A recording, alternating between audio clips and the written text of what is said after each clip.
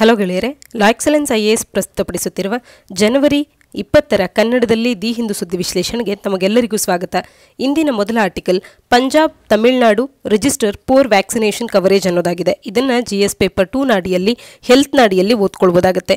Vaccine ಹೆಸಿಟೆನ್ಸಿಯ ಬಗ್ಗೆ ನಿನ್ನೆ ಕೂಡ ಒಂದು ಎಡಿಟೋರಿಯಲ್ ಅನ್ನು ಡಿಸ್ಕಸ್ ಮಾಡಿದ್ವಿ.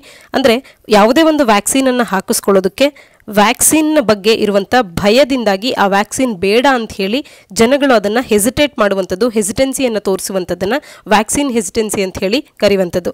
ಈ ರೀತಿಯ ವ್ಯಾಕ್ಸಿನ್ ಹೆಸಿಟೆನ್ಸಿಯನ್ನು ಈಗ ಭಾರತದಲ್ಲಿ ನೀಡ್ತಾ ಇರ್ತಕ್ಕಂಥ ಕೋವಿಶೀಲ್ಡ್ ಮತ್ತು ಕೋವ್ಯಾಕ್ಸಿನ್ ಇವೆರಡು ವ್ಯಾಕ್ಸಿನ್ಸ್ಗಳೇನಿದೆ ಇವೆರಡೂ ಕೂಡ ಕೋವಿಡ್ನ ವಿರುದ್ಧವಾಗಿ ನೀಡ್ತಾ ಇರ್ತಕ್ಕಂಥ ಈ ವ್ಯಾಕ್ಸಿನ್ಸ್ಗಳಿಗೆ ಜನಗಳು ಹೆಸಿಟೆನ್ಸಿಯನ್ನು ತೋರಿಸ್ತಾ ಇರ್ತಕ್ಕಂಥದ್ದು. ಒಂದು, ಈ ವ್ಯಾಕ್ಸಿನ್ಸ್ಗಳು ಆದಷ್ಟು ಶೀಘ್ರದಲ್ಲಿ ಬಂದಿರತಕ್ಕಂಥ ವ್ಯಾಕ್ಸಿನ್ಸ್ಗಳಾಗಿರ್ತಕ್ಕಂಥದ್ದು. ಮತ್ತೊಂದು, ಮೇ ಬಿ ಭಾರತದಲ್ಲಿ ತಯಾರಾಗಿರ್ತಕ್ಕಂಥ ಇಂಡಿಜಿನಸ್ ವ್ಯಾಕ್ಸಿನ್ಸ್ಗಳು ಅನ್ನುವಂಥ ಉದ್ದೇಶದಿಂದ ಕೂಡ ಕೋವ್ಯಾಕ್ಸಿನ್ಗೆ ಹೆಚ್ಚಿನದಾಗಿ ಹೆಸಿಟೆನ್ಸಿಯನ್ನು ತೋರಿಸ್ತಾ ಇರ್ತಕ್ಕಂಥದ್ದು. ಇದೆಲ್ಲದರ ಜೊತೆಗೆ ಈ ವ್ಯಾಕ್ಸಿನ್ಸ್ಗಳನ್ನು ತಗೊಂಡ ನಂತರದಲ್ಲಿ ಆಗುವಂಥ ಪರಿಣಾಮಗಳ ಬಗ್ಗೆ ಇನ್ನಷ್ಟು ಮಾಹಿತಿ ಅಥವಾ ಇನ್ನಷ್ಟು ವಿಚಾರಗಳು ಜನಗಳಿಗೆ ತಿಳಿದಿಲ್ಲದೆ ಇರತಕ್ಕಂಥದ್ದು.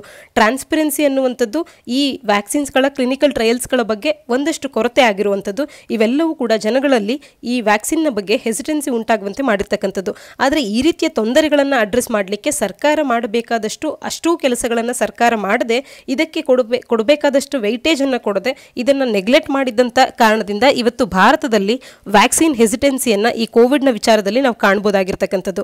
ಅದರಲ್ಲಿ ವ್ಯಾಕ್ಸಿನೇಷನ್ ಕವರೇಜ್ ಅನ್ನು ನಾವು ನೋಡಿದಾಗ ಪಂಜಾಬ್, ತಮಿಳುನಾಡು ಮತ್ತು ಪುದುಚೇರಿಯಲ್ಲಿ ಸಾಕಷ್ಟು ಕಡಿಮೆ ಸಂಖ್ಯೆಯಲ್ಲಿ ವ್ಯಾಕ್ಸಿನೇಷನ್ ಡ್ರೈವ್ ಅನ್ನುವಂಥದ್ದು ಕವರೇಜ್ ಅನ್ನು ಮಾಡಿರ್ತಕ್ಕಂಥದ್ದು. ಪಂಜಾಬ್ ರಾಜ್ಯ ಸರ್ಕಾರವು ಕೇವಲ 27.6% ಬೆನಿಫಿಷರೀಸ್ಗೆ ಈ ವ್ಯಾಕ್ಸಿನನ್ನು ನೀಡಿದರೆ ಪುದುಚೇರಿ ಮತ್ತು ತಮಿಳುನಾಡು ಕೇವಲ 34% ಈ ವ್ಯಾಕ್ಸಿನೇಷನನ್ನು ಕವರ್ ಮಾಡಿರ್ತಕ್ಕಂಥದ್ದು. ಅಟ್ ದಿ ಅದರ್ ಎಂಡಲ್ಲಿ ಲಕ್ಷದ್ವೀಪ್ನಲ್ಲಿ 89%, ಸಿಕ್ಕಿಂ, ತೆಲಂಗಾಣ, ಅರುಣಾಚಲ್ ಪ್ರದೇಶ್, ಉತ್ತರ ಪ್ರದೇಶ್, ರಾಜಸ್ಥಾನ್ನಲ್ಲಿ ಒಂದಷ್ಟು ಮಟ್ಟಿಗೆ ನಾವು ಹೆಚ್ಚಿನ ವ್ಯಾಕ್ಸಿನೇಷನ್ ಕವರೇಜನ್ನು ಕಾಣಬಹುದಾಗುತ್ತೆ. ಹೆಲ್ತ್ ಸೆಕ್ರೆಟರಿ ರಾಜೇಶ್ ಭೂಷಣ್ ಅವರ ಪ್ರಕಾರವಾಗಿ ಈ ರೀತಿಯ ವ್ಯಾಕ್ಸಿನ್ ಹೆಸಿಟೆನ್ಸಿ ಅನ್ನುವಂಥದ್ದು ಜನಗಳು ಇದೇ ಮೊದಲ ಬಾರಿಗೆ ಏನು ತೋರಿಸ್ತಾ ಇಲ್ಲ. ಪೋಲಿಯೋ, ಮೀಸಲ್ಸ್ಗಳ ವ್ಯಾಕ್ಸಿನ್ ಬಂದಂಥ ಸಂದರ್ಭದಲ್ಲೂ ಕೂಡ ಈ ರೀತಿಯ ವ್ಯಾಕ್ಸಿನ್ ಹೆಸಿಟೆನ್ಸಿಯನ್ನು ನಾವು ಕಾಣಬಹುದಾಗಿತ್ತು. ಇವುಗಳನ್ನು ಡೈಲಾಗ್ನ ಮುಖಾಂತರವಾಗಿ ನಾವು ಮುಂಬರುವಂಥ ದಿನಗಳಲ್ಲಿ ಈ ಕನ್ಸರ್ನ್ಸ್ಗಳನ್ನು ಅಡ್ರೆಸ್ ಮಾಡ್ತೇವೆ. ಈ ರೀತಿಯ ವ್ಯಾಕ್ಸಿನ್ ಹೆಸಿಟೆನ್ಸಿ ಆಗದೇ ಇರುವಂತೆ ನೋಡ್ಕೊಳ್ತೇವೆ ಮುಂದಿನ ದಿನಗಳಲ್ಲಿ ಅನ್ನುವಂಥದ್ದನ್ನು ತಿಳಿಸಿರ್ತಕ್ಕಂಥದ್ದು. ಇನ್ನು ಭಾರತದಲ್ಲಿ ಈಗಾಗಲೇ ವ್ಯಾಕ್ಸಿನೇಷನ್ ಅನ್ನು ಪಡ್ಕೊಂಡಿರ್ತಕ್ಕಂಥವರ ಪೈಕಿ 0.18% ಮಂದಿಗೆ ಅಡ್ವರ್ಸ್ ಎಫೆಕ್ಟ್ಸ್ಗಳು ಆಗಿರೋದನ್ನು ನಾವು ಕಾಣಬಹುದಾಗುತ್ತೆ. ಜೊತೆಗೆ 0.002% ವ್ಯಕ್ತಿಗಳು ಹಾಸ್ಪಿಟಲೈಸ್ ಆಗಿರೋದನ್ನು ಕೂಡ ನಾವು ಕಾಣಬಹುದಾಗುತ್ತೆ. ಮುಂದಿನ article expression of views not bias ಅಂತ ಹೇಳಿ ಸುಪ್ರೀಂ ಕೋರ್ಟಿನ ಮುಖ್ಯ ನ್ಯಾಯಾಧೀಶರು ಹೇಳ್ತಾ ಇರ್ತಕ್ಕಂಥದ್ದು. ಇಲ್ಲಿ 3 ಫಾರ್ಮುಲಾಸ್ಗಳ ವಿರುದ್ಧವಾಗಿ ಡೆಲ್ಲಿಯಲ್ಲಿ ಸಾಕಷ್ಟು ದಿನಗಳಿಂದ ನಡೀತಾ ಇರ್ತಕ್ಕಂಥ ಈ ಪ್ರೊಟೆಸ್ಟ್ನ ವಿಚಾರಕ್ಕೆ, ರೈತರ ಈ ಚಳುವಳಿಗೆ ಒಂದು ಫುಲ್ ಸ್ಟಾಪ್ ಅನ್ನು ತರುವಂಥ ವಿಚಾರಕ್ಕಾಗಿ ಮತ್ತು ರೈತರೊಟ್ಟಿಗೆ ಈ ಫಾರ್ಮ್ ಲಾಸ್ಗಳ ವಿಚಾರವಾಗಿ ನೆಗೋಷಿಯೇಟ್ ಮಾಡಲಿಕ್ಕೆ ಅಂತ ಹೇಳಿ ಒಂದು ಕಮಿಟಿಯನ್ನು ಫಾರ್ಮ್ ಮಾಡಲಾಗಿತ್ತು. ಆ ಕಮಿಟಿಯು 2 ತಿಂಗಳ ಅವಧಿಯಲ್ಲಿ ಒಂದು ರಿಪೋರ್ಟನ್ನು ಕೋರ್ಟಿಗೆ ಸಬ್ಮಿಟ್ ಮಾಡಬೇಕಾಗಿತ್ತು. ಈ ಫಾರ್ಮ್ ಲಾಸ್ಗಳಲ್ಲಿರ್ತಕ್ಕಂಥ ವಿಚಾರಗಳ ಬಗ್ಗೆ, ಈ ಪ್ರಾವಿಷನ್ಸ್ಗಳು ನಿಜವಾಗಿಯೂ ರೈತರಿಗೆ ಅನುಕೂಲವಾಗುವಂಥವ ಅಥವಾ ಮುಂಬರುವಂಥ ದಿನಗಳಲ್ಲಿ ಇದರಿಂದ ಯಾವುದೇ ಅಪಾಯ ಇದೆಯೋ ಇಲ್ವೋ ಅಥವಾ ರೈತರು ಇದನ್ನು ರಿಪೀಲ್ ಮಾಡೋದಕ್ಕೆ ಕೇಳ್ತಾ ಇರ್ತಕ್ಕಂಥದ್ದು ಸಮಂಜಸವೇ, ಈ ಎಲ್ಲದರ ಬಗ್ಗೆ ಅವರು ಮಾಹಿತಿಯನ್ನು ನೀಡಬೇಕಾಗಿತ್ತು. ಆದರೆ ಈ ರೀತಿಯಾಗಿ ಜನವರಿ 12ರಂದು ಒಂದು ಕಮಿಟಿ ಏನು ಫಾರ್ಮ್ ಆಗಿತ್ತು. ಇದರ ವಿರುದ್ಧವಾಗಿ ಸಾಕಷ್ಟು ಮಂದಿ ಸೋಷಿಯಲ್ ಮೀಡಿಯಾದಲ್ಲಿ ಆ ಒಂದು ಕಮಿಟಿಯನ್ನೇ ಅಪೋಸ್ ಮಾಡಿದ್ದಂಥದ್ದು. ಕಾರಣ ಇಷ್ಟೇ, ಇವರು ಈ ಫಾರ್ಮುಲಾಸ್ಗಳ ಫಾರ್ ಆಗಿ ಅಂದರೆ ಅದಕ್ಕೆ ಸಪೋರ್ಟಿವ್ ಆಗಿ ಸಾಕಷ್ಟು ಬಾರಿ ತಮ್ಮ ಸಪೋರ್ಟನ್ನು ಈಗಾಗಲೇ ವ್ಯಕ್ತಪಡಿಸಿರ್ತಕ್ಕಂಥವರಾಗಿದ್ದಾರೆ. ಹಾಗಾಗಿ ಇಂಥ ಮಂದಿಯನ್ನು ಕಂಪ್ರೈಸ್ ಆಗುವಂಥ ಒಂದು ಕಮಿಟಿಯನ್ನು ಫಾರ್ಮ್ ಮಾಡುವಂಥದ್ದು ಅವರು ಫಾರ್ಮುಲಾಸ್ಗಳ ಪರವಾಗಿಯೇ ತೀರ್ಪನ್ನು ನೀಡುವಂತೆ ಆಗುತ್ತೆ ಅಂತ ಹೇಳಿ ಅದರ ವಿರುದ್ಧವಾಗಿ ಜನಗಳು ಸೋಷಿಯಲ್ ಮೀಡಿಯಾದಲ್ಲಿ ರೊಚ್ಚಿಗೆದ್ದಿದ್ದಂಥದ್ದು. ಇದರಲ್ಲಿ ಕೂಡ ಆ 4 ಮಂದಿಯ ಪೈಕಿ ಒಬ್ಬರಾಗಿದ್ದಂಥ ಭೂಪಿಂದರ್ ಸಿಂಗ್ ಮನ್ ಅವರು ಭಾರತೀಯ ಕಿಸಾನ್ ಯೂನಿಯನಿನ ನ್ಯಾಷನಲ್ ಪ್ರೆಸಿಡೆಂಟ್ ಕೂಡ ಆಗಿರ್ತಕ್ಕಂಥವರು ತಾವೇ ಈ ಒಂದು ಕಮಿಟಿಯಿಂದ ರೆಕ್ಯೂಸ್ ಆಗಿ ಹಿಮ್ಸೆಲ್ಫ್ ಅವರು ರೆಕ್ಯೂಸ್ ಆಗಿದ್ದಂಥದ್ದನ್ನು ಕೂಡ ನಾವು ಕಾಣಬಹುದಾಗಿತ್ತು. ಇದೆಲ್ಲ ವಿಚಾರಕ್ಕೆ ಸಂಬಂಧಪಟ್ಟಂತೆ ಈಗ CJI ಅವರು, ಚೀಫ್ ಜಸ್ಟಿಸ್ ಆಫ್ ಇಂಡಿಯಾದವರು ತಿಳಿಸ್ತಾ ಇರ್ತಕ್ಕಂಥದ್ದು, ದೇರ್ ಈಸ್ ಸಮ್ ಕನ್ಫ್ಯೂಷನ್. ಜನಗಳಲ್ಲಿ ಒಂದಷ್ಟು ಕನ್ಫ್ಯೂಷನ್ ಇದೆ ಈ ಒಂದು ಲಾನ ಬಗ್ಗೆ ಅಂಡರ್ಸ್ಟ್ಯಾಂಡ್ ಮಾಡ್ಕೊಳ್ಳುವಂಥ ವಿಚಾರದಲ್ಲಿ. ಯಾವುದೇ ಒಬ್ಬ ವ್ಯಕ್ತಿ ತನ್ನ ಒಂದು ಒಪಿನಿಯನ್ನನ್ನು ಅಂದರೆ ಈಗ ಫಾರ್ಮುಲಾಸ್ಗಳ ಪರವಾಗಿ ಅವರ ಒಪಿನಿಯನ್ ಈ ಕಮಿಟಿ ಫಾರ್ಮ್ ಆಗೋದಕ್ಕೆ ಮುಂಚೆ ಇತ್ತು ಅಂದ ಮಾತ್ರಕ್ಕೆ ನಂತರದಲ್ಲಿ ಆ ಒಪಿನಿಯನ್ ಚೇಂಜ್ ಆಗಬಾರ್ದು ಅಂತೇನಿಲ್ಲ. ಅಥವಾ ಅವರ ಒಂದು ಒಪಿನಿಯನ್ ಈ ರಿಪೋರ್ಟನ್ನು ತಯಾರಿ ಮಾಡುವಂಥ ಸಂದರ್ಭದಲ್ಲೂ ಕೂಡ ಅದರ ಪರವಾಗೇ ಇರುತ್ತೆ ಅನ್ನುವಂಥದ್ದಿಲ್ಲ. ಯಾಕೆಂದರೆ ಆಗ ಅವರು ಕೂಲಂಕಷವಾಗಿ ಅಧ್ಯಯನ ಮಾಡೋದ್ರಿಂದ ಆ ರೀತಿಯ ಒಪಿನಿಯನ್ ಬದಲಾಗುವಂಥ ಚಾನ್ಸಸ್ ಇರುತ್ತೆ. ಈ ರೀತಿಯಾಗಿ ಅಪವಾದ ವಾದವನ್ನು ಮಾಡುವಂಥದ್ದು ಸರಿಯಲ್ಲ ಅನ್ನುವಂಥದ್ದು CJI ಅವರ ಮಾತುಗಳಾಗಿರ್ತಕ್ಕಂಥದ್ದು. ಜಸ್ಟ್ ಬಿಕಾಸ್ ಒಬ್ಬ ಪರ್ಸನ್ ಅವರ ಒಂದು ವ್ಯೂವನ್ನು ಎಕ್ಸ್ಪ್ರೆಸ್ ಮಾಡಿದ್ದಾರೆ ಅಂತ ಹೇಳಿ ಅವರನ್ನು ಈ ಒಂದು ಸಮಿತಿಗೆ ಮೆಂಬರ್ ಆಗಲಿಕ್ಕೆ ನಾವು ಡಿಸ್ಕ್ವಾಲಿಫೈ ಮಾಡುವಂಥದ್ದು ಸರಿಯಲ್ಲ ಅನ್ನುವಂಥದ್ದನ್ನು ಇವರು ತಿಳಿಸ್ತಾ ಇರ್ತಕ್ಕಂಥದ್ದು. ಇಲ್ಲಿ ನಾವು ತಿಳ್ಕೊಳ್ಬೇಕಾಗಿರ್ತಕ್ಕಂಥದ್ದು, ಯಾವುದೇ ಒಬ್ಬ ವ್ಯಕ್ತಿಯು ಅವರ ಒಂದು ವ್ಯೂವನ್ನು ಎಕ್ಸ್ಪ್ರೆಸ್ ಮಾಡಿದ್ರೂ ಕೂಡ ಆ ಒಪಿನಿಯನ್ ಬದಲಾಗಬಹುದಾದಂಥ ಸಂಭವಗಳಿರುತ್ತೆ ಮುಂದಿನ ದಿನಗಳಲ್ಲಿ, ಅದ್ರ ಬಗ್ಗೆ ಕೂಲಂಕುಷವಾಗಿ ಅಧ್ಯಯನ ಮಾಡಿದಾಗ. ಹಾಗಾಗಿ ಯಾರೋ ಒಬ್ಬ ವ್ಯಕ್ತಿ ಅದರ ಪರವಾಗಿ ಅಥವಾ ವಿರೋಧವಾಗಿ ಮುಂಚೆ ಅವರ ಒಂದು ಒಪಿನಿಯನ್ ಇದೆ ಅನ್ನುವಂಥ ಕಾರಣದಿಂದಾಗಿ ಅವರನ್ನು ಇಂಥ ಒಂದು ಸಮಿತಿಯನ್ನು ಫಾರ್ಮ್ ಮಾಡುವಂಥ ಸಂದರ್ಭದಲ್ಲಿ ದೂರ ಇಡಬೇಕು ಅನ್ನುವಂಥ ಯಾವುದೇ ಲಾ ಅನ್ನು ನಾವು ಹೊಂದಿಲ್ಲದೆ ಇರತಕ್ಕಂಥದ್ದು. ಅದನ್ನಲ್ಲಿ ಸುಪ್ರೀಂ ಕೋರ್ಟಿನ ಮುಖ್ಯ ನ್ಯಾಯಾಧೀಶರಾದಂಥ ಶರದ್ ಎ ಬೊಬ್ಡೆ ಅವರು ಸ್ಪಷ್ಟವಾಗಿ ತಿಳಿಸ್ತಾ ಇರ್ತಕ್ಕಂಥದ್ದು. ಮುಂದಿನ ಆರ್ಟಿಕಲ್, ಇಂಡಿಯಾ ಲೂಸಸ್ ಅ ಕ್ರೂಸೇಡರ್ ಹೂ ರೆವಲ್ಯೂಷನೈಸ್ಡ್ ಕ್ಯಾನ್ಸರ್ ಟ್ರೀಟ್ಮೆಂಟ್ ಅನ್ನೋದಾಗಿದೆ. ಇಲ್ಲಿ ಸ್ಪಷ್ಟವಾಗಿ ನಾವು ತಿಳ್ಕೊಳ್ಬೇಕಾಗಿರ್ತಕ್ಕಂಥದ್ದು ಒಂದೇ ಅಂಶ, ಗ್ರೂಪ್ ಸಿ, KPSCಯ FDA, SDN ಅಂತ ಪರೀಕ್ಷೆಗಳಲ್ಲಿ ಅಥವಾ KPSCಯ ಪ್ರಿಲಿಮ್ಸ್ ಪರೀಕ್ಷೆ ಆಗಿರ್ಬೋದು, ಒಂದು ವೇಳೆ UPSC ಪರೀಕ್ಷೆಯಲ್ಲೂ ಕೂಡ ಇದನ್ನು ನಾವು ಒಂದು ಕ್ವಶನ್ ಆಗಿ ಎಕ್ಸ್ಪೆಕ್ಟ್ ಮಾಡ್ಬೋದಾಗುತ್ತೆ. ಡಾಕ್ಟರ್ ವಿ ಶಾಂತ ಅನ್ನುವಂಥವರು ಒಂದು ದೊಡ್ಡ ಕೊಡುಗೆಯನ್ನು ಕ್ಯಾನ್ಸರ್ ಪೇಷಂಟ್ಸ್ಗಳಿಗಾಗಿ, ಕ್ಯಾನ್ಸರ್ ಟ್ರೀಟ್ಮೆಂಟ್ಗಾಗಿ ನೀಡಿರ್ತಕ್ಕಂಥದ್ದು. ಡಾಕ್ಟರ್ ಶಾಂತ ಅವರು ಕೇವಲ ಒಂದು ಸಿಂಗಲ್ ರೂಮ್ನಲ್ಲಿ ಅದ್ಯಾರ್ ಕ್ಯಾನ್ಸರ್ ಇನ್ಸ್ಟಿಟ್ಯೂಟ್ನ ಪ್ರಿಮಿಸಿಸ್ನಲ್ಲಿ ಇದುವರೆಗೂ ಕೂಡ, ಅಂದರೆ ಅವರ ಸಾವು ಬರುವಂಥವರೆಗೂ ಕೂಡ ಅವರು ಅಲ್ಲಿಯೇ ಬದುಕಿದ್ದಂಥದ್ದು. ಸೊ ದಟ್ ಅವರು ರೌಂಡ್ ದಿ ಕ್ಲಾಕ್ ಪೇಷಂಟ್ಸ್ಗಳಿಗೆ ಅವೈಲಬಲ್ ಆಗಿರ್ಬೋದು ಅನ್ನುವಂಥ ಕಾರಣದಿಂದಾಗಿ ಕ್ಯಾನ್ಸರ್ ಟ್ರೀಟ್ಮೆಂಟ್ಗೆ ಸಾಕಷ್ಟು ಕೊಡುಗೆಗಳನ್ನು ನೀಡಿರ್ತಕ್ಕಂಥ ಡಾಕ್ಟರ್ ವಿ ಶಾಂತ ಅವರು ಈಗ ಸಾವಿಗೀಡಾಗಿರ್ತಕ್ಕಂಥದ್ದು ನಿನ್ನೆಯ ದಿನ. ಹಾಗಾಗಿ KPSC, FDA, SDN ಪರೀಕ್ಷೆಗಳಲ್ಲಿ ಇವರ ಹೆಸರನ್ನು ನೀಡಿ ಅವರು ಯಾವ ಒಂದು ಕ್ಷೇತ್ರಕ್ಕೆ ಸಂಬಂಧಪಟ್ಟಂಥವರು ಅಂದಾಗ ಕ್ಯಾನ್ಸರ್ ಟ್ರೀಟ್ಮೆಂಟನ್ನು ನೀಡ್ತಿದ್ದಂಥ ಕ್ಯಾನ್ಸರ್ ಡಾಕ್ಟರ್ ಆಗಿದ್ದರು, ಆಂಕಾಲಜಿಸ್ಟ್ ಆಗಿದ್ದರು ಅನ್ನುವಂಥದ್ದನ್ನು ನಾವು ಬರಿಬೋದಾಗತ್ತೆ. ಅಥವಾ ಇವರ ಹೆಸರನ್ನು ನೀಡದೆ ಇತ್ತೀಚೆಗಷ್ಟೇ ನಿಧನರಾದಂಥ ಒಬ್ಬ ಕ್ಯಾನ್ಸರ್ ಟ್ರೀಟ್ಮೆಂಟಿನಲ್ಲಿ ಕ್ರೂಸೇಡರ್ ಆಗಿ ಕಾರ್ಯ ಮಾಡಿದಂಥ ಮಹಿಳೆ ಯಾರು ಅಂತ ಕೇಳಿದಾಗ ಡಾಕ್ಟರ್ ವಿ ಶಾಂತ ಅನ್ನುವಂಥದ್ದನ್ನು ಕೂಡ ನಾವು ಮೆನ್ಷನ್ ಮಾಡ್ಬೋದಾಗುತ್ತೆ. ಈ ರೀತಿ ಕ್ಯಾನ್ಸರ್ನ ಬಗ್ಗೆ ಅಧ್ಯಯನ ಮಾಡುವಂಥದ್ದನ್ನು ಆಂಕಾಲಜಿ ಅಂತ ಕೂಡ ಕರೆಯುವಂಥದ್ದು. ಇದಿಷ್ಟು ಮಾಹಿತಿ ನಿಮಗೆ ಗೊತ್ತಿರಬೇಕು. ಮುಂದಿನ article, budget session to have question hour ಅನ್ನೋದಾಗಿದೆ. ಇದನ್ನು GS ಪೇಪರ್ 2ನ ಅಡಿಯಲ್ಲಿ ಪೊಲಿಟಿ ಅಡಿಯಲ್ಲಿ ನಾವು ಓದ್ಕೊಳ್ಬೋದಾಗುತ್ತೆ. ಪ್ರತಿ ಬಾರಿಯೂ ಕೂಡ ಒಂದು ವರ್ಷದಲ್ಲಿ ಪಾರ್ಲಿಮೆಂಟ್ನಲ್ಲಿ ನಾವು 3 ಸೆಷನ್ಸ್ಗಳನ್ನು ಕಾಣ್ಬೋದಾಗುತ್ತೆ. ಬಡ್ಜೆಟ್ ಸೆಷನ್, ಮಾನ್ಸೂನ್ ಸೆಷನ್ ಹಾಗೂ ವಿಂಟರ್ ಸೆಷನ್ ಅಂತ ಹೇಳಿ. ಯಾವುದೇ 2 ಪಾರ್ಲಿಮೆಂಟರಿ ಸೆಷನ್ಸ್ಗಳ ನಡುವೆ 6 ತಿಂಗಳಿಗಿಂತಲೂ ಕೂಡ ಹೆಚ್ಚಿನ ಕಾಲಾವಧಿಯನ್ನು ನೀಡುವಂತಿಲ್ಲ. ಅಂದರೆ ಆ ಗ್ಯಾಪ್ ಅನ್ನುವಂಥದ್ದು 6 ತಿಂಗಳನ್ನು ಮೀರಬಾರ್ದು ಅನ್ನುವಂಥದ್ದು. ಹಾಗೆ ಯಾವುದೇ ಒಂದು ಸೆಷನ್, ಯಾವುದೇ ಒಂದು ಹೌಸ್ ಅನ್ನುವಂಥದ್ದು ಸೆಷನ್ನಲ್ಲಿ ಇಲ್ಲ ಅನ್ನುವಂಥ ಸಂದರ್ಭದಲ್ಲಿ ಯಾವುದಾದ್ರೂ ಒಂದು ಲಾ ಅನ್ನು ಬಹಳ ಗಂಭೀರವಾಗಿರುವಂಥ ಲಾ ಆಗಿರುತ್ತೆ ಅಥವಾ ಅದರ ಅವಶ್ಯಕತೆ ಸಾಕಷ್ಟು ಇರುತ್ತೆ ಅನ್ನುವಂಥ ಕಾರಣದಿಂದ ಅದನ್ನು ಪಾಸ್ ಮಾಡಬೇಕು ಅಂತ ಬಂದಾಗ ಆ ಸಂದರ್ಭದಲ್ಲಿ ಸುಗ್ರೀವಾಜ್ಞೆಯನ್ನು ರಾಷ್ಟ್ರಪತಿಯವರ ಮೂಲಕ ಹೊರಡಿಸುವಂಥದ್ದು ಅಥವಾ ಇದನ್ನು ಆರ್ಡಿನೆನ್ಸ್ ಅಂತ ಕೂಡ ಕರಿತೇವೆ. ಯಾವುದೇ ಒಂದು ಹೌಸ್ ಅನ್ನುವಂಥದ್ದು ಸೆಷನ್ನಲ್ಲಿ ಇಲ್ಲ ಅಂತ ಅಂದರೆ ಆ ಸಂದರ್ಭದಲ್ಲಿ ಆರ್ಡಿನೆನ್ಸನ್ನು ಹೊರಡಿಸೋದ್ರ ಮುಖಾಂತರವಾಗಿ ಒಂದು ಲಾ ಅನ್ನು ಜಾರಿಗೆ ತರಬಹುದಾಗಿರುತ್ತೆ. ಆದರೆ ಆ ಲಾಗೆ ಕೇವಲ 6 ತಿಂಗಳು ಮತ್ತು 6 ವಾರಗಳು, ಇದನ್ನು 7.5 ತಿಂಗಳು ಅಂತ ಹೇಳಿ ಕರಿಬಾರ್ದು.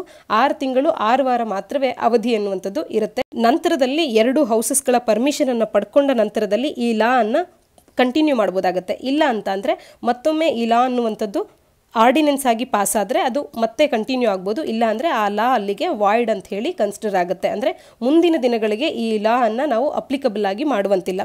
ಇನ್ನು ಇಲ್ಲಿನ ಒಂದು ವಿಚಾರಕ್ಕೆ ಬಂದಾಗ ಕ್ವೆಶನ್ ಹಾರ್ನ ಬಗ್ಗೆ ಇಲ್ಲಿ ಮಾತನಾಡ್ತಾ ಇರ್ತಕ್ಕಂಥದ್ದು. ಕ್ವೆಶನ್ ಆರ್ ಅಂತ ಅಂದಾಗ ಕ್ವೆಶನ್ ಆರ್, 0R ಇವೆಲ್ಲವನ್ನು ಕೂಡ ನಾವು ಲೋಕಸಭೆ ಮತ್ತು ರಾಜ್ಯಸಭೆಗಳಲ್ಲಿ ಕಾಣ್ಬೋದಾಗುತ್ತೆ. ಈ ರೀತಿಯ ಕ್ವೆಶನ್ ಆರನ್ನು ಮಾನ್ಸೂನ್ ಸೆಷನ್ನಲ್ಲಿ ಸಸ್ಪೆಂಡ್ ಮಾಡಲಾಗಿತ್ತು. COVID-19 ಪ್ರಿಕಾಷನರಿ ಮೆಜರ್ ಆಗಿ ಇದನ್ನು ತೆಗೆದುಹಾಕಲಾಗಿತ್ತು ಅಥವಾ ಆಗ ಸಸ್ಪೆಂಡ್ ಮಾಡಲಾಗಿತ್ತು. ಆದರೆ ಈಗ ಮತ್ತೊಮ್ಮೆ ಬಡ್ಜೆಟ್ ಸೆಷನ್ ಇನ್ನೇನು ಹತ್ತಿರ ಆಗ್ತಿರ್ತಕ್ಕಂಥ ಸಂದರ್ಭದಲ್ಲಿ ಬಡ್ಜೆಟ್ ಸೆಷನ್ನಲ್ಲಿ ಮತ್ತೊಮ್ಮೆ ಕ್ವೆಶನ್ ಅವರನ್ನು ಮತ್ತೆ ಇಂಟ್ರೊಡ್ಯೂಸ್ ಮಾಡ್ತಾ ಇರೋದ್ರ ಬಗ್ಗೆ ಈ ಆರ್ಟಿಕಲ್ ತಿಳಿಸ್ತಾ ಇರ್ತಕ್ಕಂಥದ್ದು. ಗೌರ್ಮೆಂಟ್ ಈ ಸಸ್ಪೆನ್ಷನ್ ಆಫ್ ಕ್ವೆಶನ್ ಆರ್ ಅನ್ನುವಂಥದ್ದು COVID-19 ಒಂದು ಮೆಜರ್ ಆಗಿ ಅದನ್ನು ಪ್ರಿಕಾಷನರಿ ಮೆಜರ್ ಆಗಿ ಫಾಲೋ ಮಾಡಿದ್ದು ಅಂತ ಗೌರ್ಮೆಂಟ್ ಹೇಳಿದ್ರು ಕೂಡ ಆಪೋಸಿಷನ್ನಿಂದ ಸಾಕಷ್ಟು ಕ್ರಿಟಿಸಿಸಮ್ ಅನ್ನು ಗೌರ್ಮೆಂಟ್ ಫೇಸ್ ಮಾಡಬೇಕಾಗಿ ಬಂತು. ಯಾಕೆಂದರೆ ಆಪೋಸಿಷನ್ ಅವರಿಗೆ ಇರುವಂಥ ಒಂದು ಟೂಲ್ ಆಗಿ ಕಾರ್ಯ ಮಾಡುತ್ತೆ. ಈಗಿರುವಂಥ ಸರ್ಕಾರದ ವಿರುದ್ಧವಾಗಿ ಮಾತನಾಡಲಿಕ್ಕೆ ಅಥವಾ ಅವರು ಮಾಡ್ತಿರ್ತಕ್ಕಂಥ ಅಭಿವೃದ್ಧಿ ಕಾರ್ಯಗಳನ್ನು ಸ್ಪಷ್ಟವಾಗಿ ತಿಳ್ಕೊಳ್ಳುವಂಥದ್ದು, ಅದರ ವಿರುದ್ಧವಾಗಿ ಅವರೇನಾದರೂ ಕಾರ್ಯಗಳನ್ನು ಸರಿಯಾಗಿ ಮಾಡ್ತಾ ಇಲ್ಲ ಅಂತ ಅಂದರೆ ಅದರ ವಿರುದ್ಧವಾಗಿ ದನಿ ಎತ್ತೋದಕ್ಕೆ ಇರುವಂಥ ಒಂದು ಅತ್ಯಮೂಲ್ಯವಾದಂಥ ಹವರಾಗುತ್ತೆ ಕ್ವೆಶನ್ ಆರ್. ಅಂದರೆ ಅಲ್ಲಿ ಅವರ ಒಂದು ಪ್ರಶ್ನೆಗಳಿಗೆ ಉತ್ತರಗಳನ್ನು ಪಡ್ಕೊಳ್ತಾರೆ, ನಂತರದಲ್ಲಿ ಅದ್ರ ಬಗ್ಗೆ ಚರ್ಚೆ ಆಗುವಂಥ ಸಂಭವಗಳಿರುತ್ತೆ. ಆದರೆ ಕ್ವೆಶನ್ ಆರನ್ನೇ ತೆಗೆದು ಹಾಕೋದ್ರಿಂದಾಗಿ ಒಂದು ಆಕ್ಟಿವ್ ಪಾರ್ಟಿಸಿಪೇಷನ್ ಅನ್ನು ಅಪೋಸಿಟ್ ಪಾರ್ಟೀಸ್ಗಳು ಮಾಡೋದಕ್ಕೆ ಸಾಧ್ಯ ಆಗಲ್ಲ. ಆ ಕಾರಣದಿಂದ ಈ ಒಂದು ಸಸ್ಪೆನ್ಷನ್ನ ಬಗ್ಗೆ ಸಾಕಷ್ಟು ಚರ್ಚೆ ಅನ್ನುವಂಥದ್ದು ಅಥವಾ ಆಪೋಸಿಷನ್ ಅನ್ನುವಂಥದ್ದು ಬಂದಿತ್ತು. ಆದರೆ ಈಗ ಈ ಕ್ವೆಶನ್ ಆರನ್ನು ಮತ್ತೆ ಇಂಟ್ರೊಡ್ಯೂಸ್ ಮಾಡ್ತಾ ಇರ್ತಕ್ಕಂಥದ್ದು.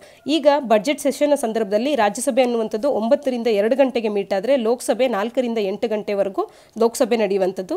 ಮಧ್ಯದ 2 ಅವರ್ಸ್ಗಳಲ್ಲಿ ಸ್ಯಾನಿಟೈಸ್ ಮಾಡೋದಕ್ಕೆ ಬಳಸ್ಕೊಳ್ತಾರೆ. ಇನ್ನು ಯಾವಾಗ ಪ್ರೆಸಿಡೆಂಟ್ ಆಫ್ ಇಂಡಿಯಾದವರು ಎಂಪಿಸ್ಗಳನ್ನು ಕುರಿತು ಅಡ್ರೆಸ್ ಮಾಡ್ತಾರೆ ಅಂತ ನಾವು ಡಿಸ್ಕಸ್ ಮಾಡೋದಾದರೆ ಪ್ರತಿಯೊಂದು ಸರ್ಕಾರವು ನಿರ್ಮಾಣವಾದಂಥ ಸಂದರ್ಭದಲ್ಲಿ ಅಂದರೆ 17ನೇ ಲೋಕಸಭೆ ಆಗಿರ್ಬೋದು 16ನೇ ಲೋಕಸಭೆ ಆಗಿರ್ಬೋದು ಈ ರೀತಿ ಹೊಸದೊಂದು ಸರ್ಕಾರ ಫಾರ್ಮ್ ಆದ ನಂತರದಲ್ಲಿ ಅಂದರೆ ಹೊಸದಾಗಿ ಎಲೆಕ್ಷನ್ಸ್ಗಳು ನಡೆದು ಮತ್ತೊಮ್ಮೆ ಒಂದು ಸರ್ಕಾರ ಅನ್ನುವಂಥದ್ದು ಫಾರ್ಮ್ ಆದಾಗ ಅದನ್ನು ಉದ್ದೇಶಿಸಿ ಮೊದಲನೇದಾಗಿ ಪ್ರೆಸಿಡೆಂಟ್ ಆಫ್ ಇಂಡಿಯಾದವರು ಮಾತನಾಡ್ತಾರೆ. ನಂತರದಲ್ಲಿ ಪ್ರತಿ ವರ್ಷವೂ ಕೂಡ ಆ ವರ್ಷದ ಬಜೆಟ್ ಸೆಷನ್ನಿನ ಮೊದಲ ಬಾರಿ ಅಂದರೆ ಈ ಹೊಸ ವರ್ಷದಲ್ಲಿ ಮೊದಲ ಸೆಷನ್ ಅಂತ ಅಂದರೆ ಬಡ್ಜೆಟ್ ಸೆಷನ್ ಆಗಿರುತ್ತೆ, ಜಾನ್ವರಿಯ ನಂತರದಲ್ಲಿ ಬರುವಂಥದ್ದು. ಈ ಬಡ್ಜೆಟ್ ಸೆಷನ್ನಿನ ಮೊದಲ ದಿನ ಅಡ್ರೆಸ್ ಮಾಡುವಂಥದ್ದನ್ನು ಪ್ರೆಸಿಡೆಂಟ್ ಅವರು ಮಾಡ್ತಾರೆ. ಎಂಪಿಸ್ಗಳನ್ನು ಕುರಿತು ಅಡ್ರೆಸ್ ಮಾಡುವಂಥದ್ದನ್ನು ನಾವು ಜಾಯಿಂಟ್ ಸೆಷನ್ ಆಗಿ ಕಾಣ್ಬೋದಾಗಿತ್ತು. ಆದರೆ ಈ ಬಾರಿಯ ಜಾಯಿಂಟ್ ಸೆಷನ್ನಲ್ಲಿ ಕ್ರೌಡಿಂಗ್ ಆಗದೇ ಇರಲಿ ಅನ್ನುವಂಥ ಕಾರಣದಿಂದ ಸೋಷಿಯಲ್ ಡಿಸ್ಟೆನ್ಸಿಂಗ್ ಅನ್ನು ಕಾಪಾಡಲಿಕ್ಕೋಸ್ಕರ ಲೋಕಸಭೆ, ರಾಜ್ಯಸಭೆ ಮತ್ತು ಸೆಂಟ್ರಲ್ ಹಾಲ್ ಮೂರೂ ಕಡೆಗಳಲ್ಲಿ ಈ ಎಂಪಿಸ್ಗಳು ಅಕೊಮಡೇಟ್ ಆಗಿರ್ತಾರೆ ಈ ಒಂದು ಪ್ರೆಸಿಡೆಂಟ್ ರಾಮನಾಥ್ ಕೋವಿಂದ್ ಅವರು ಅಡ್ರೆಸ್ ಮಾಡುವಂಥ ಸಂದರ್ಭದಲ್ಲಿ. ಹಾಗೆ ಪಾರ್ಲಿಮೆಂಟಿನ ಕ್ಯಾಂಟೀನ್ಗೆ ನೀಡುತ್ತಿದ್ದಂಥ ಸಬ್ಸಿಡಿಯನ್ನು ವಿಡ್ರಾ ಮಾಡಲಾಗಿರ್ತಕ್ಕಂಥದ್ದನ್ನು ಕೂಡ ಈ ಆರ್ಟಿಕಲ್ನಲ್ಲಿ ನಾವು ನೋಡಬಹುದಾಗುತ್ತೆ. ಕ್ವೆಶನ್ ಆರ್ಗೆ ಸಂಬಂಧಪಟ್ಟಂತೆ ಒಂದಷ್ಟು ಮಾಹಿತಿಯನ್ನು ನೋಡೋದಾದರೆ first hour of every parliament sitting ಅನ್ನುವಂಥದ್ದನ್ನು ನಾವು ಕ್ವೆಶನ್ ಆರ್ ಆಗಿ ಡಿಸ್ಕಸ್ ಮಾಡ್ತಾ ಇದ್ವಿ. ಆದರೆ 2014ರ ನಂತರದಲ್ಲಿ ರಾಜ್ಯಸಭೆಯಲ್ಲಿ 11ರಿಂದ 12 ಗಂಟೆಗೆ ಕ್ವೆಶನ್ ಆರ್ ಅನ್ನು ಶಿಫ್ಟ್ ಮಾಡಲಾಗಿರ್ತಕ್ಕಂಥದ್ದು. ಈ 1 ಗಂಟೆಯಲ್ಲಿ ಎಂಪಿಸ್ಗಳು ಕ್ವೆಶನ್ಸ್ಗಳನ್ನು ಮಿನಿಸ್ಟರ್ಸ್ಗಳಿಗೆ ಅವರುಗಳನ್ನು ಅಕೌಂಟಬಲ್ ಅನ್ನಾಗಿ ಮಾಡೋದಕ್ಕೆ ಅವರ ಒಂದು ಫಂಕ್ಷನಿಂಗ್ನ ವಿಚಾರದಲ್ಲಿ ಅವರನ್ನು ಅಕೌಂಟಬಲ್ ಅನ್ನಾಗಿ ಮಾಡೋದಕ್ಕೆ ಎಂಪಿಸ್ಗಳು ಮಿನಿಸ್ಟರ್ಸ್ಗೆ ಕ್ವೆಶನ್ಸನ್ನು ಕೇಳುವಂಥದ್ದು ಅಥವಾ ಯಾವುದೇ ಮಿನಿಸ್ಟರ್ ಆಗಿರದಂಥ ಖಾಸಗಿ ಎಂಪಿ ಆಗಿರ್ತಕ್ಕಂಥ ಪ್ರೈವೇಟ್ ಎಂಪಿಗೆ ಕೂಡ ಪ್ರಶ್ನೆಗಳನ್ನು ಕೇಳಬಹುದಾಗಿರುತ್ತೆ. ಇನ್ನು ಈ ರೀತಿಯ ಪ್ರಶ್ನೆಗಳನ್ನು ಕ್ವೆಶನ್ ಅವರಲ್ಲಿ ಕೇಳುವಂಥ ಪ್ರಶ್ನೆಗಳನ್ನು 3 ವಿಧಗಳಾಗಿ ನಾವು ಗುರುತಿಸುವಂಥದ್ದು. ಒಂದು ಸ್ಟಾರ್ಡ್ ಕ್ವೆಶನ್, ಮತ್ತೊಂದು ಅನ್ಸ್ಟಾರ್ಡ್ ಕ್ವೆಶನ್, ಮತ್ತೊಂದು ಶಾರ್ಟ್ ನೋಟಿಸ್ ಕ್ವೆಶನ್ ಅಂತ ಹೇಳಿ. ಸ್ಟಾರ್ಡ್ ಕ್ವೆಶನ್ ಅನ್ನು ಆಸ್ಟರಿಸ್ಕ್ನ ಮುಖಾಂತರವಾಗಿ ಡಿಸ್ಟಿಂಗ್ವಿಷ್ ಮಾಡಲಾಗುತ್ತೆ.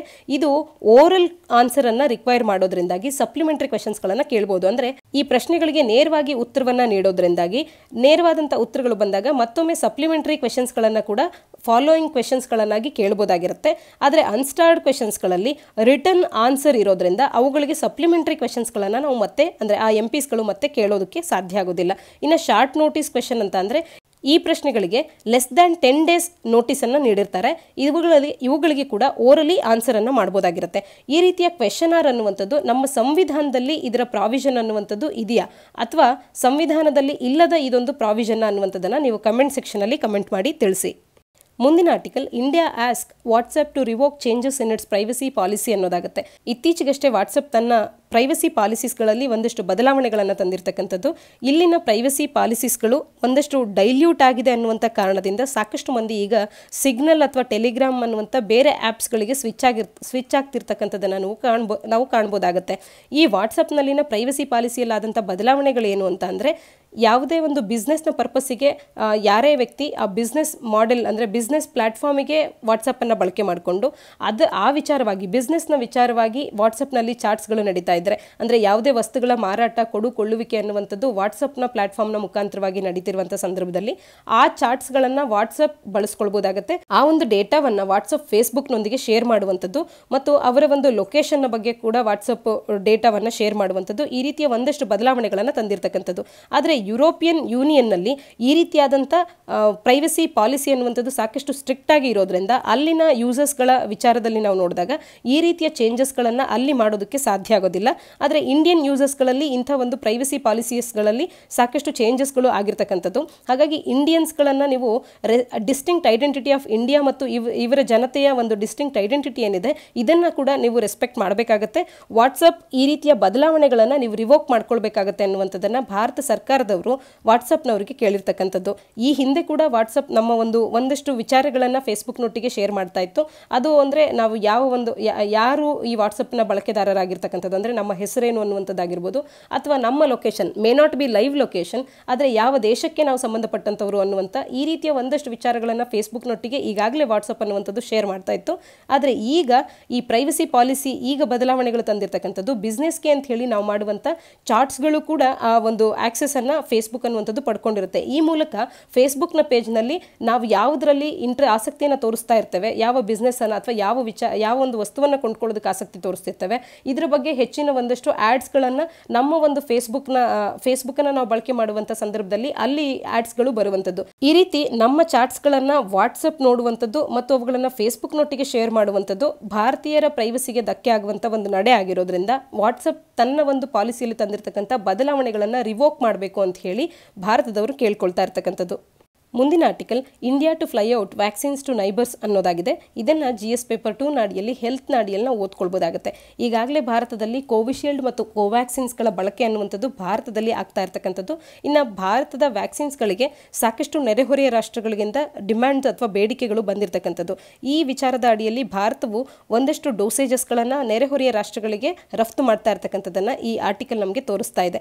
ಅಫ್ಘಾನಿಸ್ತಾನಕ್ಕೆ ವ್ಯಾಕ್ಸಿನ್ಸ್ಗಳನ್ನು ಕಳಿಸುವಂಥ ವಿಚಾರದಲ್ಲಿ ಇನ್ನೂ ಕೂಡ ಡಿಸ್ಕಷನ್ಸ್ಗಳು ಈಗ ನಡೀತಾ ಇರತಕ್ಕಂಥದ್ದು. ಶಿಪ್ಮೆಂಟ್ ಅನ್ನುವಂಥದ್ದು ಶಾರ್ಟ್ಲಿ ನೋಟಿಫೈ ಆಗೋದಿದೆ. First shipment shortly notify ಆಗೋದಿದೆ.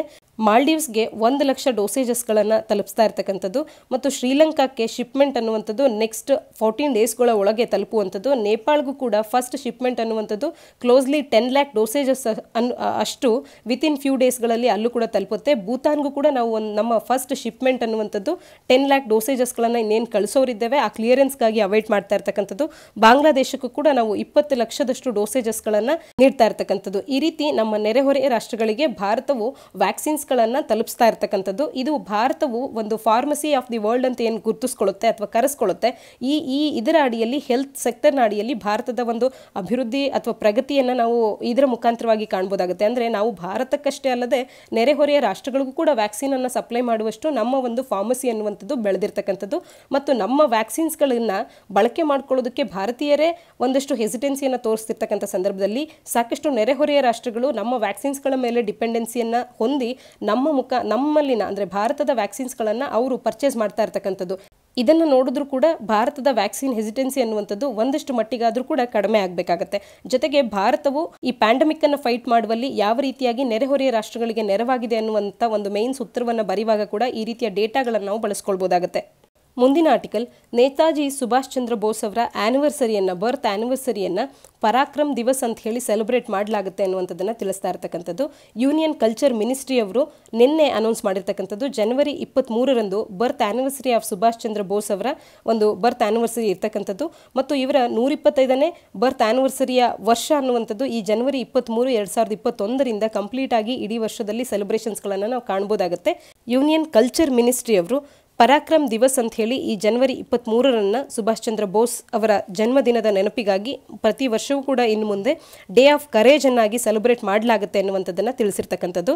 ಹಾಗಾಗಿ ಇಲ್ಲಿ ನಮಗೆ ಸ್ಪಷ್ಟವಾಗಿ ತಿಳಿದಿರಬೇಕು, ಯಾವುದೇ ಪರೀಕ್ಷೆಗಳಲ್ಲಿ ಪರಾಕ್ರಮ್ ದಿವಸ್ ಅಂದ ತಕ್ಷಣ ಇದು ಜನವರಿ 23 ನೇತಾಜಿ ಸುಭಾಷ್ ಚಂದ್ರ ಬೋಸರ ಒಂದು ಜನ್ಮದಿನದ ನೆನಪಿಗಾಗಿ ಆಚರಿಸುವಂಥ ದಿನ ಅನ್ನುವಂಥದ್ದು. ಪರಾಕ್ರಮ್ ದಿವಸ್ ಜಾನ್ 23 ಸುಭಾಷ್ ಚಂದ್ರ ಬೋಸ್ ಅವರ ಬರ್ತ್ಡೇ ಆಗಿರುತ್ತೆ ಅನ್ನುವಂಥದ್ದು ಮತ್ತು ಈ ವರ್ಷ 125ನೇ ಬರ್ತ್ ಆ್ಯನಿವರ್ಸರಿ ಇಯರ್ ಅನ್ನು ಸೆಲೆಬ್ರೇಟ್ ಮಾಡ್ತಾ ಇರ್ತಕ್ಕಂಥದ್ದು. ಇದರ ಹಿನ್ನೆಲೆಯಲ್ಲಿ ನಾವು UPSC ಪರೀಕ್ಷೆಗಳು ಅಂತ ಬಂದಾಗ UPSCಯಲ್ಲಿ ಸುಭಾಷ್ ಚಂದ್ರ ಬೋಸ್ ಅವರಿಗೆ ಸಂಬಂಧಪಟ್ಟಂತ ಯಾವುದೇ ಮಾಹಿತಿ ಆಗಿದ್ರೂ ಕೂಡ ಇಂಪಾರ್ಟೆಂಟ್ ಆಗುತ್ತೆ. ಯಾಕೆಂದರೆ 125ನೇ ಜನ್ಮ ದಿನೋತ್ಸವವನ್ನು ಅವರು ಆಚರಿಸ್ಕೊಳ್ತಾ ಇರ್ತಕ್ಕಂಥದ್ದು. ಜೊತೆಗೆ ಅವರ ಒಂದು ಜನ್ಮದಿನವನ್ನು ಪರಾಕ್ರಮ್ ದಿವಸ್ ಅಂತ ಕೂಡ ಘೋಷಣೆ ಮಾಡ್ತಾ ಇರ್ತಕ್ಕಂಥ ಹಿನ್ನೆಲೆಯಲ್ಲಿ ಅವರಿಗೆ ಸಂಬಂಧಪಟ್ಟಂತ ಸಾಕಷ್ಟು ಮಾಹಿತಿಯನ್ನು ನಾವು ಪರೀಕ್ಷಾ ದೃಷ್ಟಿಯಿಂದ ಓದ್ಕೊಳ್ಬೇಕಾಗತ್ತೆ. ಆಜಾದ್ ಹಿಂದ್ ಫೌಂಡ್ ಅನ್ನ ಹೆಡ್ ಮಾಡಿದಂಥ ಒಬ್ಬ ನ್ಯಾಷನಲ್ ಲೀಡರ್ ಆಗಿ ಕೂಡ ಅವರು ಕಾರ್ಯ ಮಾಡಿದಂಥದ್ದು. ಇಂಡಿಯನ್ ನ್ಯಾಷನಲ್ ಆರ್ಮಿಯಲ್ಲಿ ಕೂಡ ಸಾಕಷ್ಟು ಬಹುಮುಖ್ಯವಾದಂಥ ಪಾತ್ರವನ್ನು ವಹಿಸಿದಂಥವರು ನೇತಾಜಿ ಸುಭಾಷ್ ಚಂದ್ರ ಬೋಸರು ಮತ್ತು ಅವರಿಗೆ ಸಂಬಂಧಪಟ್ಟಂಥ ಎಲ್ಲ ಮಾಹಿತಿಯನ್ನು ಪರೀಕ್ಷಾ ದೃಷ್ಟಿಯಿಂದ ನಾವು ಓದ್ಕೊಳ್ಬೇಕಾಗತ್ತೆ. ಯಾಕೆಂದರೆ ಈ ಬಾರಿ ಅವರ ಬಗ್ಗೆ ಪ್ರಶ್ನೆಗಳು ಬರುವಂಥ ಸಂಭವ ಇರೋದ್ರಿಂದ. ಇದಿಷ್ಟು ಇಂದಿನ ಸುದ್ದಿ ವಿಶ್ಲೇಷಣೆಯಾಗಿದೆ. ನಾಳಿನ ಸುದ್ದಿ ವಿಶ್ಲೇಷಣೆಯೊಂದಿಗೆ ಮತ್ತೆ ಸಿಗೋಣ. ಧನ್ಯವಾದ.